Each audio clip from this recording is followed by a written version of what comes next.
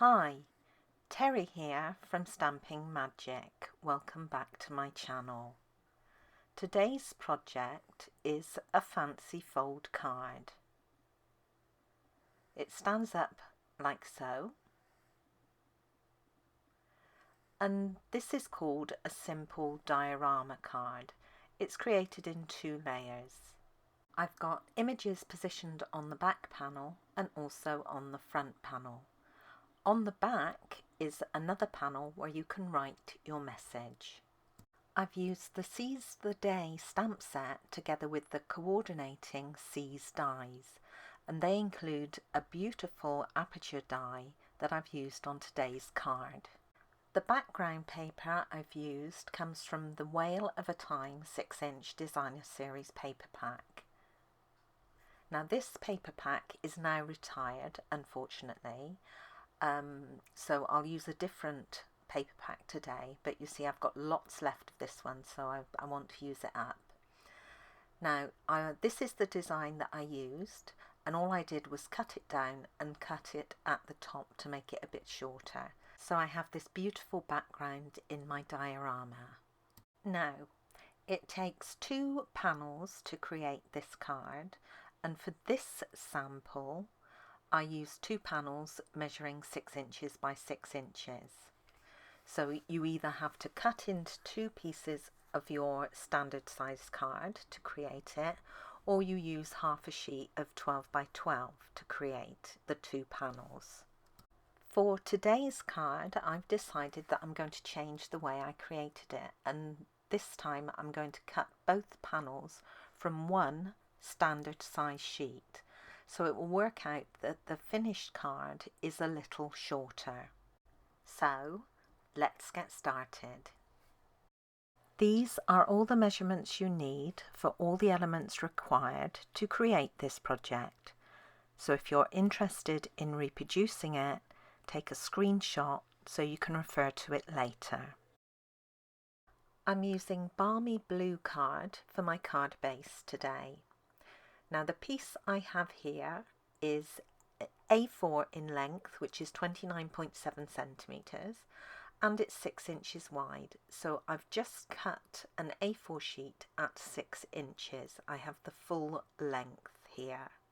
If you use 8.5 inch by 11 inch card, just cut that at 6 inches wide. You still want to retain the 11 inches. Now I'm going to place it into my Simply scoreboard with the short side across the top and score down at a 1/2 inch and 1 inch. Then I'm going to turn my cardstock so I've got the other side on the edge and score down at a 1/2 inch and 1 inch. Next, I'm going to cut this piece in half across the length, and that will give me 2 equal sized pieces. Now if you use 8.5 inch by 11 inch card, you want to cut this at 5.5 inches. If you use A4 card, then you want to cut it at 14.85 centimetres, and this will give you 2 equal pieces. And it will also ensure that your score lines will match all the way down.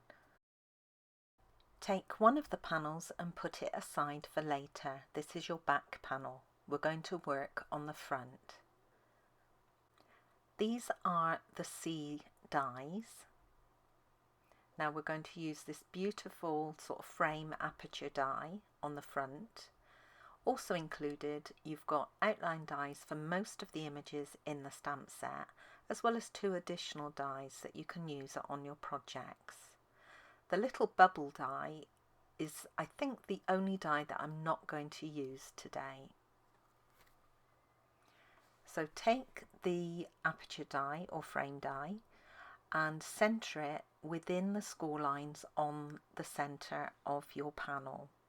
So make sure you've got even gap at the top and the bottom and at the sides. You want to secure this with some washi or low tack tape and stick the tape to the centre piece, because that's a piece that you'll be cutting away and don't need. And then run this through your die cutting machine.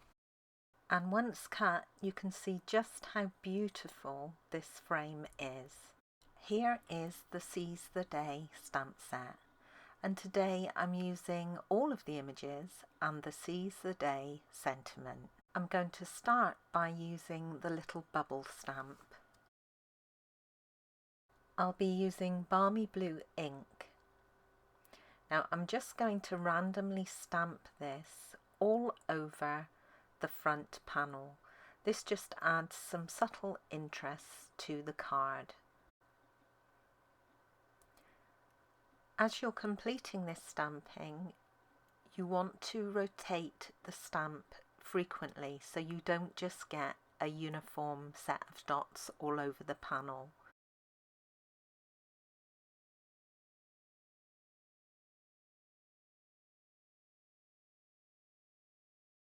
I'm going to use some Stampin' Blends alcohol markers to colour some of the pieces of this frame.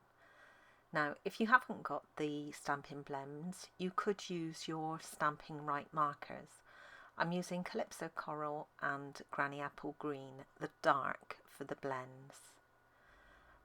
Now, because I'm colouring on a coloured cardstock, the resulting tone will be a fair bit darker than if I was colouring onto white card. Now, I'm using the side edge of the brush tip when I colour.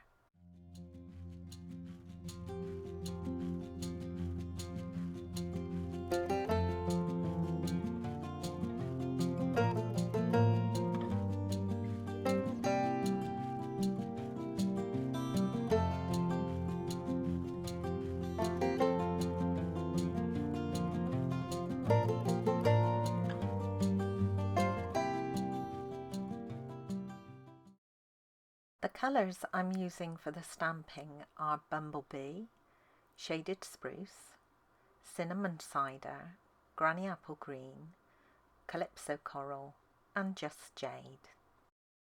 I'm going to start by stamping on the panel that goes on the back of the card where you would write your message. Now I'm using Granny Apple Green ink. So I'll ink up my stamp, but before I stamp it down, I'm going to stamp it off to get a lighter tone. And then I'm going to stamp this off the panel on the left-hand side. And then taking my dark Calypso Coral Blends marker, you can use your Stampin' Right marker. I'm going to colour in the little, I think they're seed pods on the seaweed. I'm using a large scrap piece of basic white for the rest of the stamping. The octopus is stamped in Bumblebee ink. The jellyfish is in Cinnamon Cider, but I've stamped it off first. And then I'm stamping two of the fish facing towards the left, one in Granny Apple Green, one in Shaded Spruce. And then two fish facing towards the right, one in Shaded Spruce and the other in Calypso Coral. I'm also going to stamp the crab in Calypso Coral, and then my sentiment will be stamped with Balmy Blue ink, and you want to make sure you leave enough room around the sentiment so you can die cut it out with a circle. The circle die comes from the Layering Circle die set, and it's the smallest plain circle. I've already gone ahead and cut out a small scalloped circle in Calypso Coral to go underneath it, and for this I used the smallest scallop circle die. All the images will be die cut using the outline dies from the C die set. Now I realised here that I'd actually forgotten to stamp my little starfish, so I'm going to do that next in Bumblebee ink.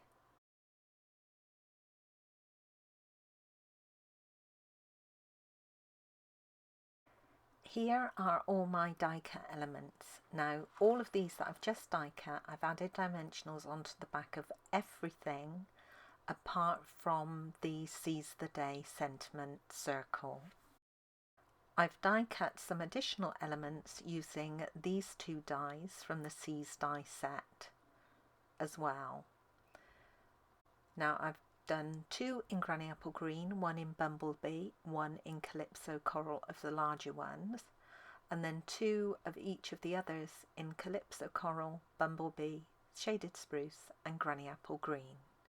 Now you can leave these die cuts exactly as they are, just plain, but I'm going to add a little bit of interest by colouring them just a little bit with my blends markers.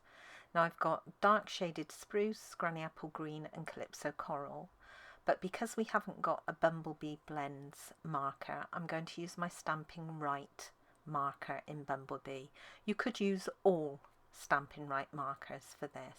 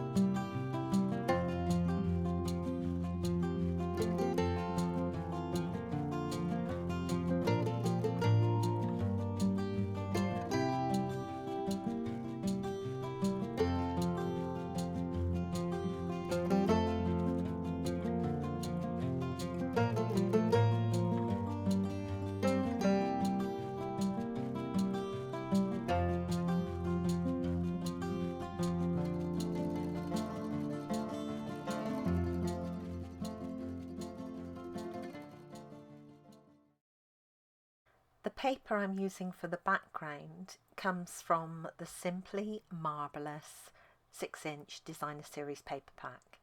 Now this paper pack is one of the free items that you can select during our current celebration promotion with a qualifying purchase.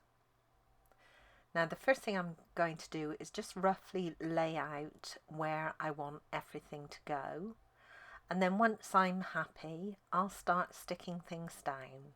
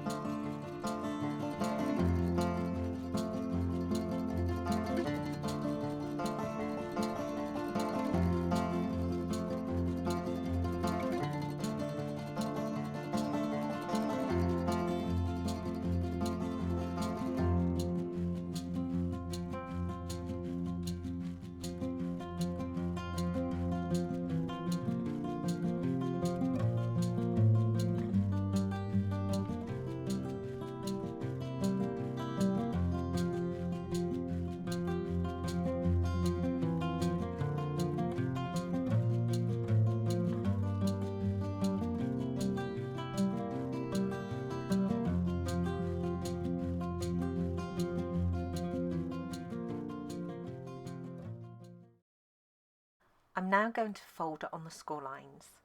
Now the centre two score lines will need to be folded back into mountain folds. The remaining score lines are valley folds, so fold them in the opposite direction. So your centre panel should pop out towards you. Now it's exactly the same for the back panel.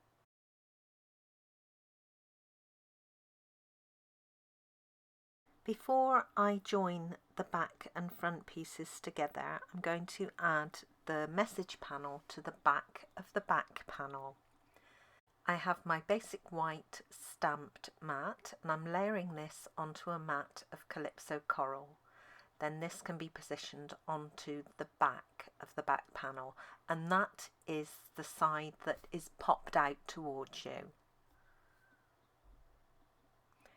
Then I can turn this over, and in the recessed part I can add my background paper with all the elements that I've positioned onto it. And this should just fit in nicely between those two score lines. I can now add the front and back pieces together, and to do this I'm going to add wet glue along the 1/2 inch tabs on each side of the back piece. Then I can position the top piece on top of the back. Now I'm paying close attention to the bottom edge to make sure that they match completely. I can now just check that the card will stand. If it doesn't, it's quite possible that your back and front edges along the bottom don't meet. You've got one slightly longer than the other, so just trim off the excess. I can then go ahead and add all the remaining die cut elements to the front of the card.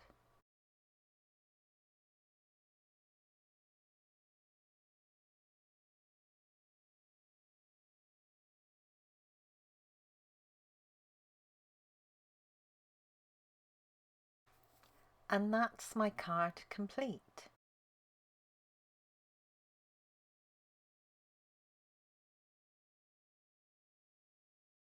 Now, if you squish your card, it will fit into a standard size envelope for a 6-inch square card, but I like to leave the shape as it is now so people know how to make it stand, and I've created a box to hold mine.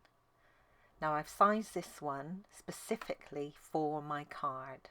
If you're interested in creating a box for yours, you'll find the video link in the top right of the screen under the eye.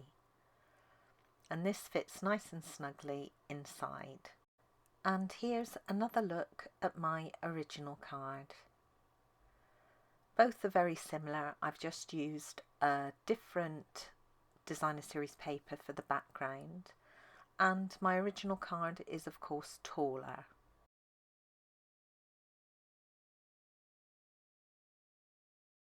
Thank you for joining me today. I hope you enjoyed this project. If you did, please give it a thumbs up and don't forget to subscribe and hit that notifications bell so you don't miss out on any future videos. Bye for now.